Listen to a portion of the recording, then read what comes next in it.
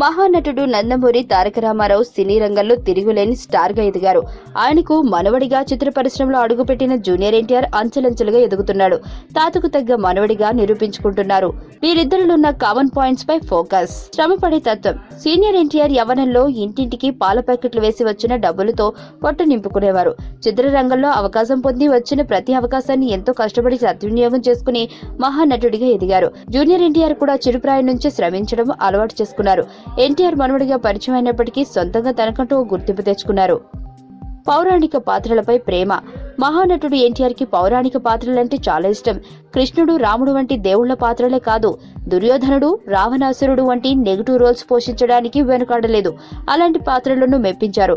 తాతకు ఉన్నట్లే తారుకి కూడా పౌరాణిక పాత్రలంటే ప్రాణం. ఆ ఇష్టంతోనే యమదొంగ సినిమాలో యముడిగా కాసేపు కనిపించి ఆదరగొట్టాడు.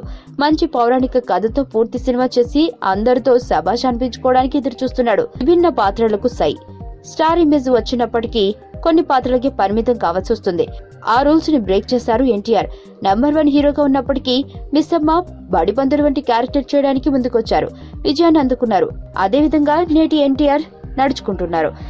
సినిమాకు వేరియేషన్ ఉండేలా తారక్ పాత్రలను ఎంచుకుంటున్నారు. లవర్ బాయ్ గా, మాస్ హీరోగా, క్లాస్ హీరోగా నటనలో వైవిధ్యాన్ని ప్రదర్శిస్తున్నారు. Lucky number. Senior NTR lucky number 9. ఆయన సీఎం అయినప్పుడు కూడా తన కారుకి 9999 సంఖ్య ఉండేలా చూసుకున్నారు.